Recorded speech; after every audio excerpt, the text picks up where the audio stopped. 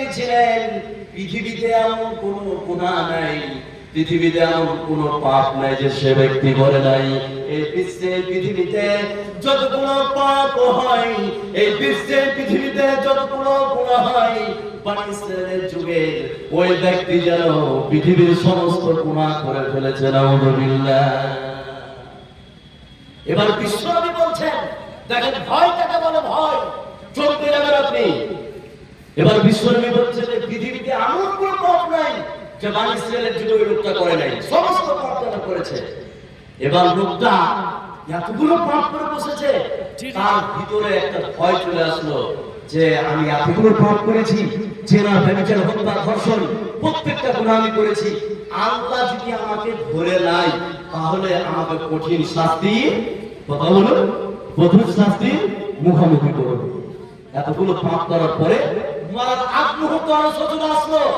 সেই জন্য মরার আগ মুহূর্তে তার ছেলেদেরকে ওসিয়ত করে গেল, ইদা মা জাফাহালিকুহু, মরার আগ মুহূর্তে ওসিয়ত করে গেল, বেটাদেরকে ডাকলো, ছেলেদেরকে ডাকলো, ডাকার পরে বলছে, ও আমার ছেলেরা শোনো, আমি পৃথিবীতে এমন কোন পাপ নাই যে আমি করিনি, সমস্ত পাপগুলি আমি করেছি। কিন্তু আমি যখন মারা যাব, মারা যাওয়ার পরে আমাকে পুড়িয়ে ছাই করে স্থলভাগে উড়িয়ে দিবে, জমিনে উড়িয়ে দিবে, আর পানিতে উড়িয়ে দিবে, যাতে করে আল্লাহ আমাকে ধরতে, কথা বলুন, কথা বলুন, আল্লাহ যেন আমাকে ধরতে না পারে। এতগুলো পাপ, আল্লাহ যদি ধরে না আমাকে আমাকে পিটাবে, কঠিন শাস্তির মুখোমুখি করবে। অতএব আমি যখন মারা যাব তোমরা ছাই করে আমাকে জমিনে উড়িয়ে দিবে আর পানিতে উড়িয়ে দিবে, যাতে করে আল্লাহ ধরতে না পারে। এবার লোকটি মারা গেল,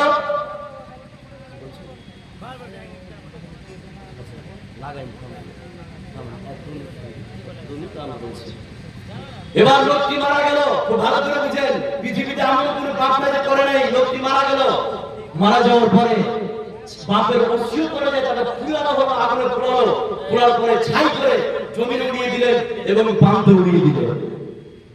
এবার ঘটনা কি হলো? আল্লাহ রাব্বুল আলামিন সমস্ত ছাইগুলিকে জমা করে দিলেন। জমা করে দেওয়ার পরে আল্লাহ পাক তার ভিতরে রূহকে দিয়ে দিলেন। রূহকে দেওয়ার পর আল্লাহ পাক বলছেন, লিমা ফালতা হাদা, ও ব্যক্তি বলো, কেন তুমি তোমার ছেলেদেরকে তুমি বলেছিলে ছাই করে তুমি আমাকে উড়িয়ে দিবে, কেন তুমি তোমার ছেলেদেরকে বলেছিলে? ওই লোকটি বলছেন, হে রব্বুল আলামিন, হে দয়াল প্রভু, হে রব্বুল আলামিন, ক্বালা মিন খাসিয়াতিকা, হে রব্বুল আলামিন, তোমার ভয়ে আমি কাজটি করতে বলেছিলাম। পৃথিবীতে আমি এমন কোনো পাপ নাই, পৃথিবীতে এমন কোনো গুনাহ নাই যে আমি করি নাই, তোমার ভয়ে আমি এই কাজটি করতে বলেছিলাম। আল্লাহ বলছেন, যখন আমাকে ভয় করে কাজটি করেছো, আমি তোমার তামাম গুনাহ মাফ করে দিয়ে জান্নাতে দিয়ে দিলাম। সুবহানাল্লাহ। এর নাম হচ্ছে ভয়। এর নাম কি? ভয়। নাম্বার 3, ভয় কাকে বলে? ভয়। আরে 3 নম্বর ঘটনাটা শুনেন, চমকে যাবেন। যারা এখানে যত বড় লোক আছেন ভালো করে বুঝেন। 3 নম্বর ভয়। যদি মানুষের ভিতরে ভয় থাকে, ও কোনোদিন সুদ খেতে পারে না, আছে না নাই? মানুষের ভিতরে যদি ভয় থাকে, এই বিশ্বের পৃথিবীতে কোনো নারী বেপরদা হয়ে চলতে পারে না, আছে না নাই? এই বিশ্বের পৃথিবীতে যদি ভয় থাকে, কোনো মানুষ জেনা করতে পারে না, আছে না নাই? নাম্বার 3, ভয় কাকে বলা হয়? খুব ভালো করে শুনেন, তাহলে বুঝতে পারবেন ঘটনাটা। 3 নম্বর ঘটনা, ভয় কাকে বলা হয়? আমার নবী, আপনার নবী, সারা বিশ্বের নবী জনাব মুহাম্মদুর রাসূলুল্লাহ সাল্লাল্লাহু আলাইহি সাল্লাম বলেন, বিশ্বনবী বলেন, বনি ইসরাইলের যুগে এমন 3 জন ব্যক্তি ছিলেন। এই 3 জন ব্যক্তি পাহাড়ি এলাকায় বেড়াতে গিয়েছিলেন। ওই পাহাড়ি এলাকায় চলতে চলতে চলতে চলতে চলতে চলতে হঠাৎ ঝড় বৃষ্টি শুরু হয়ে গেল। এই 3 জন ব্যক্তি ঝড় বৃষ্টির কবল থেকে বাঁচার জন্য, এই 3 জন ব্যক্তি পাহাড়ে একটি গর্তের মধ্যে তারা ঢুকে পড়েছে। যেমন তারা গর্তের মধ্যে ঢুকে পড়েছে, এমন সময় ঝড় বৃষ্টির কারণে পাহাড়ের উপর থেকে একটা বৃহৎ পাথর গড়ে এসে তাদের মুখকে ঘিরে ফেলে দিয়েছে। এবার তারা পাহাড়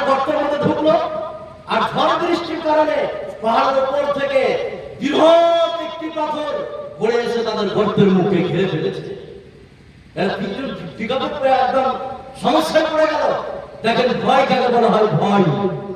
এবার তিনজন বিপদে পড়ে গেল, বিপদে পড়ে গেল যে পৃথিবীর কেউ আমাদেরকে দেখেনি এই গর্তের মধ্যে ঢুকতে, পৃথিবীর কেউ জানে না আমরা আজকে গর্ত থেকে কি করে বের হব।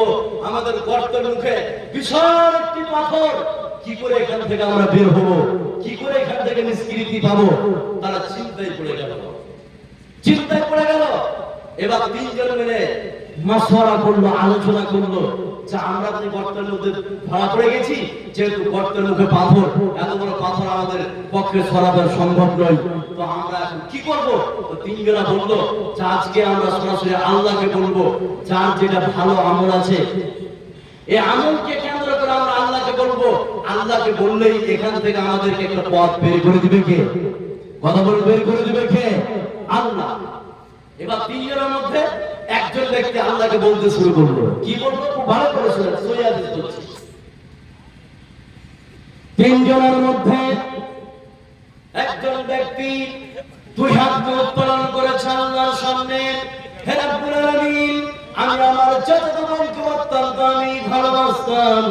আমি আমার চাচাতো বোনকে পাওয়ার জন্য বহু চেষ্টা করেছিলাম, কিন্তু আমার চাচাতো বোন রাজি হয়নি। যতক্ষণ আমার চাচাতো বোনকে 100 দিনার না দিব, ততক্ষণ আমার চাচাতো বোন আমার কথায় রাজি হবে না। হে রাব্বুল আলামিন, বহু কষ্ট করে 100 দিনার আমি জমা করে আমার চাচাতো বোনের হাতে দিয়ে দিলাম। আমি আমার চাচাতো বোনের হাতটা ধরে আমি নির্ঝরে নিয়ে চলে গেলাম।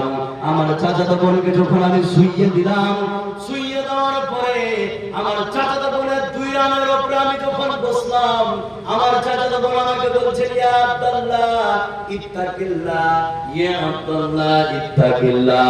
ও আল্লাহর বান্দা, তুমি আমার সতীত্বকে নষ্ট করো না, তুমি কি আল্লাহ পাককে ভয় করো না? আমার চাচাতো বোন যখন এইভাবে বলল, হে রাব্বুল আলামিন, সঙ্গে সঙ্গে আমার চাচাতো বোনকে আমি ছেড়ে দিলাম।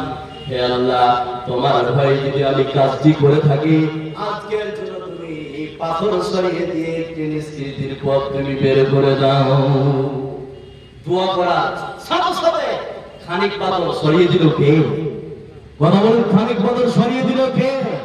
আল্লাহ। তাহলে ভয় যদি আপনার ভিতরে থাকে, ভয় যদি থাকে আপনার ভিতরে, বিপদ থেকে আপনাকে বাঁচিয়ে দিবে কে? কথা বলুন, আল্লাহ। আমি আজকে পরিষ্কার করে বলতে চাই, যদি আল্লাহর ভয় থাকতো এই বিশ্বের পৃথিবীতে কোন যুবক কোন মেয়ের সঙ্গে ফোনে কথা বলতো না, আছে না নাই? কথা বলে আছে না নাই? এই বিশ্বের পৃথিবীতে যদি যুবকের এবং মেয়ে এবং ছেলের যদি ভয় থাকতো, কোন মেয়ে ফেসবুকে চ্যাটিং করতো না, আছে না নাই? আছে। ভয় না থাকার কারণে আজকে জেলা ব্যবচার হত্যা ধর্ষণে লিপ্ত মানুষ, আছে না নাই?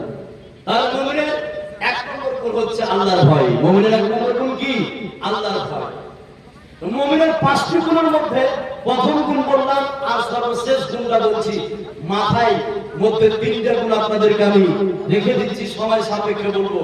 প্রথম গুণ হচ্ছে আল্লাহর ভয়, মুমিনের 1 নম্বর গুণ। আর সর্বশেষ যেটা গুণ, ওয়ামিম্মা রাযাকনাহুম ইনফিকুন, আল্লাহ যা রিজিক দিয়েছে তা থেকে মুমিন ব্যক্তি কার রাস্তায় খরচ করবে? কথা বলুন, কার রাস্তায়? আল্লাহর রাস্তায় খরচ করবে। এবার একটা মজার কথা বলছি, এখানে মুআল্লারা বসে আছে, মজার কথাটা শুনলেন, শুনলে আপনারা অবাক হয়ে যাবেন। কথাটা কি? খুব ভালো করে বুঝেন। যাকাত, এই শব্দটা বুঝছেন আপনারা? যাকাত, যাকাত বুঝছেন? বুঝছেন যাকাত? এই যাকাত কিন্তু সবার উপরে ফরজ। কথা বলুন, নয়। আপনার যদি নিসাব পরিমাণের মাল না থাকে, তাহলে আপনার উপরে যাকাত ফরজ। এর কথা বলুন, হবে কি হবে? হবে না। যদি গয়না বা সোনা দানা নিসাব পরিমাণে না হলে খরচ হবে কি? কথা বলুন, হবে? হবে না। গরু ছাগল যদি নিসাবে না পৌঁছায়, তাহলে আপনার জন্য যাকাত ফরজ। কথা বলুন, হবে না। কিন্তু এই যে দান, দান, এই দানের জন্য কোনো নিসাব আছে কি? কথা বলুন, কথা বলুন, দানের জন্য কোনো নিসাব আছে কি?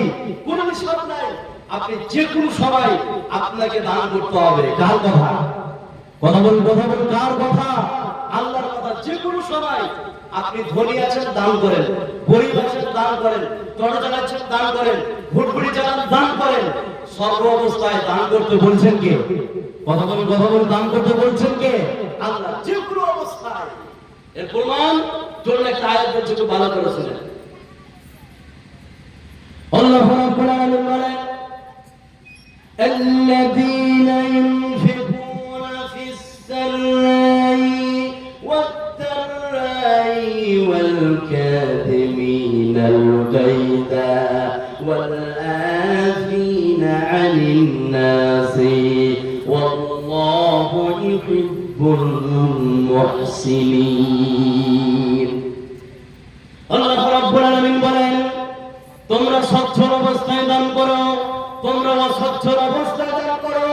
যখন তোমাদের টাকা পয়সা থাকবে তখন তোমরা দান করবে, আর যখন তোমাদের টাকা পয়সা থাকবে না, দিন আনবে দিন খাবে, তখন তোমরাও দান করবে। যেমন অবস্থায় থাকো না কেন, আল্লাহ রাব্বুল আলামিনের রাস্তায় তোমরা দান করে দাও। সুবহানাল্লাহ। তাহলে সচ্ছল এবং অসচ্ছল এই দুটো কথা বুঝতে হবে আজকের জন্য। আজকের জন্য শুধু বুঝেন সচ্ছল এবং অসচ্ছল। ধনী দান করেন, গরিব কি করতে হবে? দান করতে হবে। দেখেন সাহাবায়ে কেরাম, আপনি ধনী আছেন তো 5000 টাকা দিবেন, গরিব আছেন 1 টাকা দিবেন। আছে না নাই? কথা বলে আছে না নাই? আছে। দেখেন সাহাবায়ে কেরাম, খালি একটা ঘটনা শুনেন, তারপরে আপনারা হিরাডোলা করবেন। একটা ঘটনা কি?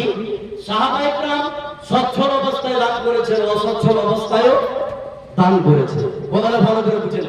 গরিব যখন ছিল তখনও দান করেছে, ধনী যখন ছিল তখনও দান করেছে। আছে না নাই? সেটা কেমন? এবার দুটো অপরবার আপনাকে দিচ্ছি। সাহাবায়ে কেরাম গরিব থাকাকালীন দান করেছে, ধনী থাকাকালীনও দান করেছে। সেটা কিভাবে? বিশ্বনবী যখন তাবুকের যুদ্ধে যায়, কথা বলছেন, এই তাবুকের যুদ্ধে যাওয়ার সময় 3000 কত হাজার বললাম? কত হাজার? 30,000 বীর মুজাহিদ, বীর যোদ্ধা যাবে তাবুকের যুদ্ধে। সে সময় বিশ্বনবী বললেন, ও সাহাবায়ে কেরাম, তোমাদের মধ্যে কে আছে যে তাবুকের যুদ্ধের জন্য আজকে দান করবে? সেই দিন উসমান বলেছিল, ইয়া রাসূলুল্লাহ, এই যে তাবুকের যুদ্ধে 30,000 বীর মুজাহিদ, বীর যোদ্ধা সাহাবায়ে কেরাম যাবে, তার মধ্যে 15,000 সাহাবায়ে কেরামের যাতায়াত খরচ আমি একাই বহন করব। সুবহানাল্লাহ বলবেন না? তাহলে 15,000 সাহাবীকে যাবে, হযরত উসমান 15,000 উট দিবেন। কি দিবেন? কথা বলুন। উট দিবেন একটা করে। তাহলে কত ধনী ছিলেন? এর নাম হচ্ছে ধনী। এখন 15,000 উটের দাম কত হাজার, কত লাখ হবে? কথা বলুন। 15,000 উটের দাম কত জানেন না? 15,000 উট। তাহলে হযরত উসমান 30,000 সৈন্যের মধ্যে 15,000কে 15,000 উট দিবেন, যাতায়াত খরচ সবকিছু বহন করবেন। এর নাম হচ্ছে ধনী। সচ্ছল অবস্থায় করেছিলেন। অসচ্ছল অবস্থায় দেখেন একজন সাহাবায়ে কেরামের কথা বলি, শুনলে চমকে যাবেন। গরিব অবস্থায় দান করেছিলেন। সেটা কিভাবে? বিশ্বনবী যখন তাবুকের যুদ্ধের জন্য দান চাইলেন, হযরত উমর বলেছিল যে আজকের জন্য হযরত আবু বকরকে দানের দিক দিয়ে পরাজয় করে দিব, আমি দানের দিক দিয়ে টপকে যাব।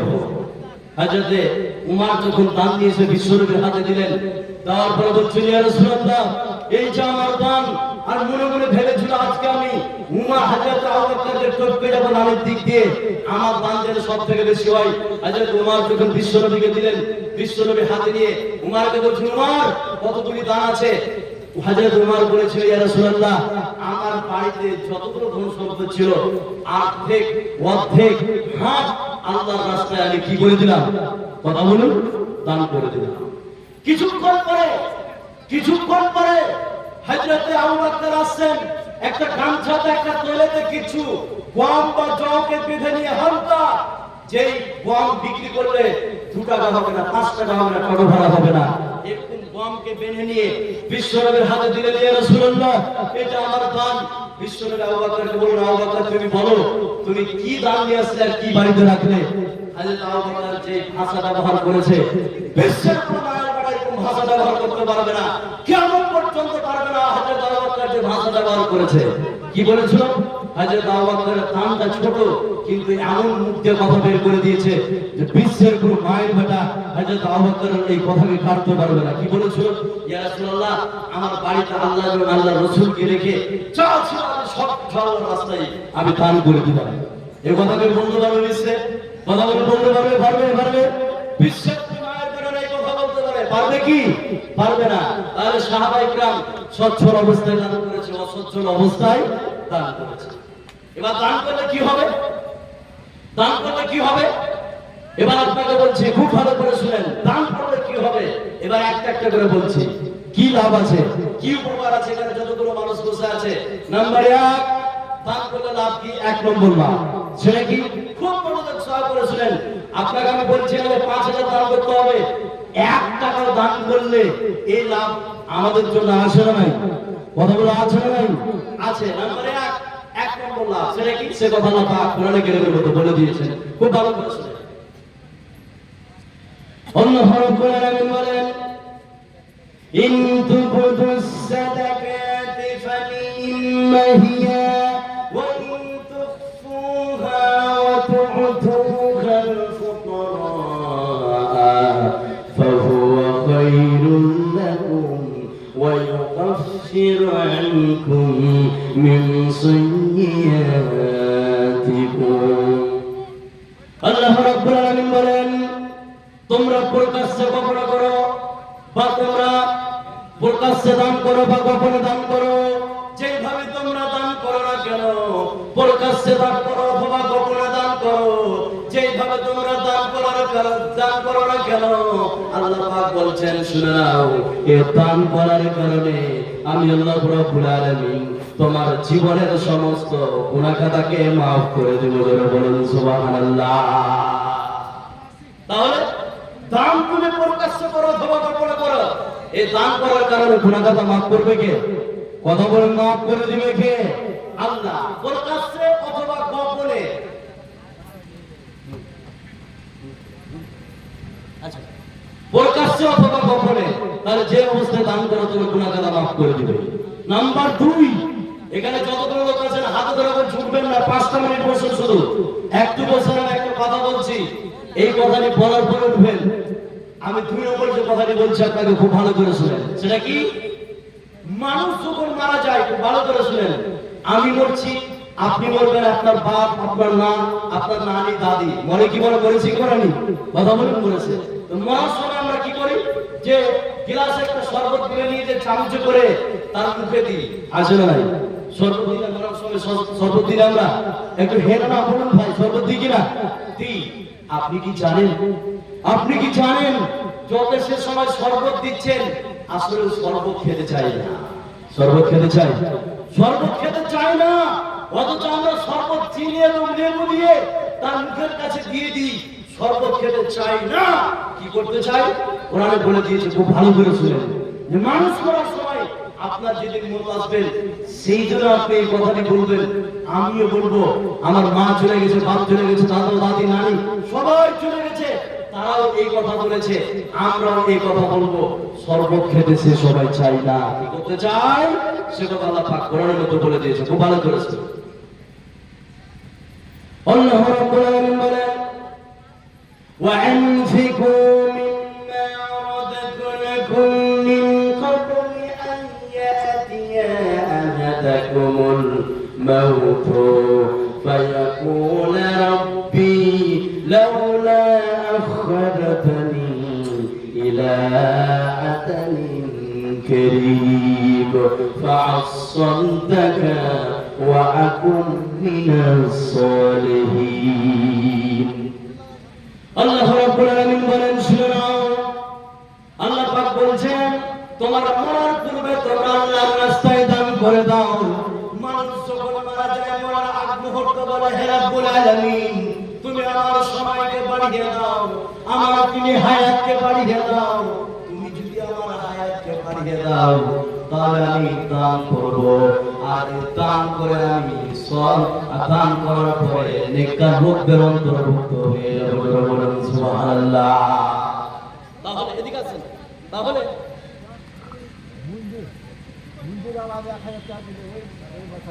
মঞ্জুর 1000 টাকা আল্লাহ তুমি দান কবুল করো। তাহলে মানুষ মরার সময় কি বলো ভাই বলেন তো, কি করতে চাই? কথা বলুন, দান করতে চাই, দান। এবার দেখেন নাম্বার 3 যে কথাটা বলছি খুব ভালো করে শুনেন। মা বোন একটু বসুন, আপনারা উঠবেন না, আমার জোরে লাগা দিয়ে আমার 2-4টি কথা শুনেন, কথা শোনার পরে উঠবেন। কি কথা খুব ভালো করে বুঝেন। নামাজ বা সালাত, নামাজ কি আল্লাহ সবার কবুল করে ভাই? একটু হ্যাঁ না বলুন। নামাজ কি সবার কবুল করে? সবার কবুল করে না। নামাজ যদি আল্লাহ সবার কবুল করে তো ফাওয়াইলুল লিল মুসাল্লিনকে কেউ নামাজ সবার কবুল করে না। ঠিক অনুরূপ ভাবে নামাজ যদি আল্লাহ সবার কবুল করে না, দান আল্লাহ সবার কবুল, কথা বলুন, করবে না। যার দান কবুল করবে 1 টাকাও হলে দিবে। মহিলাদের দান যদি আল্লাহ কবুল করে ওরা 1 টাকা না দিয়ে যাবে না। আর এখানে যতগুলো পুরুষ আছে যার দান কবুল করবে অবশ্যই দিবে, আর যার দান কবুল করবে ওই জীবনে দিবে না। এবার দেখেন কার দান আল্লাহ মুসলিমে কবুল করছে, যার দান কবুল করবে অবশ্যই দিবে, আর যার দান কবুল করবে না এখানে উঠে পালাবে, অবশ্যই পালাবে না। তবে দেখেন এবার দেখেন কে উঠে পালাচ্ছে। উঠে পালালে বুঝে নেন জয়গাটার দ্বারা আল্লাহ কবুল করছে না। মা বোন আপনারা উঠবেন না, ওখানে মা বোনদের চাঁদা পেছে কিছু আচ্ছা চাঁদা পেছে মহিলাদের কাছে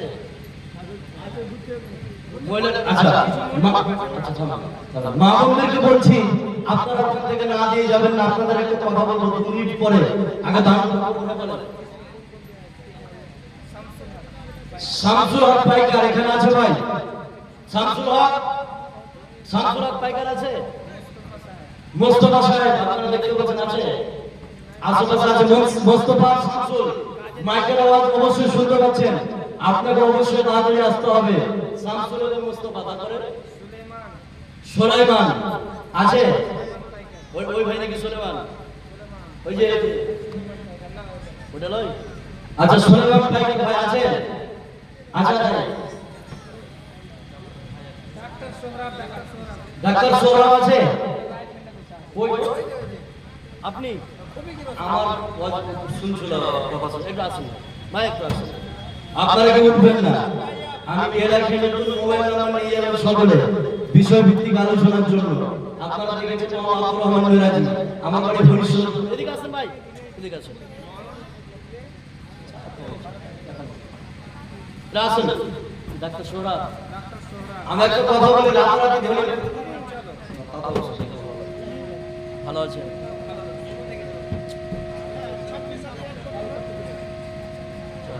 আচ্ছা আচ্ছা আচ্ছা ভাই সোহরাব, আমাকে কথা একটু শুনুন। এই পৃথিবীতে ধনী হতে গেলে 3টে কাজ করতে হবে। কয়টা? কথা বলুন। 3টে। তার মধ্যে একটা হচ্ছে পলিটিক্স, রাজনীতি। আছে না নাই? প্রধানের বাড়ি ছিল না আপনি লাঠি সকালে 5তলা, আছে না নাই? আছে না নাই? আছে। তার মধ্যে এটা একটা, আর একটা হচ্ছে ডাক্তারি। ভালো দেখি কাজ।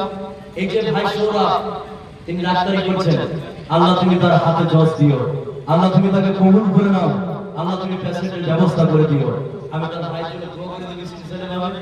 আমি একটা দাবি করছি, এনারা তো অনেক বলছে, আমার দাবিটা রাখবেন। আমি চাই আজকের জন্য সবথেকে শ্রেষ্ঠ দান হবে ইনশাআল্লাহ। আল্লাহ তুমি কবুল করে নাও, আল্লাহ তুমি তার দানকে অবশ্যই কবুল করবে।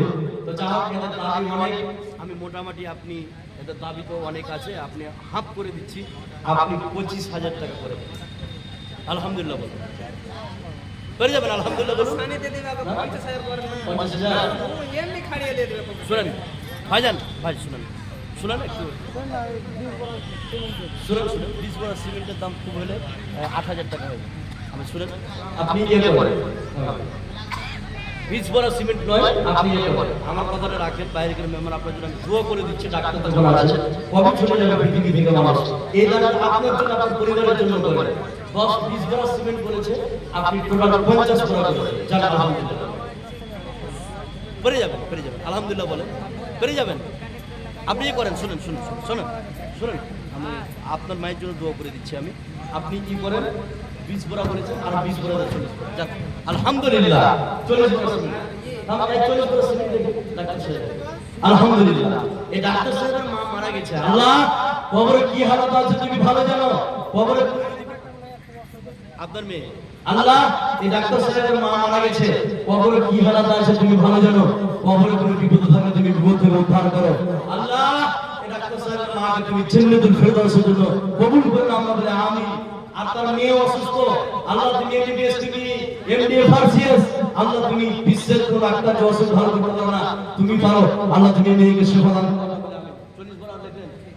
ডাক্তার আরজাউল সাহেব আপনার সাথে আচ্ছা ডাক্তার আরজাউল সাহেব, ডাক্তারের মুখে আরজাউল সাহেব মুখিয়া কোথাকার?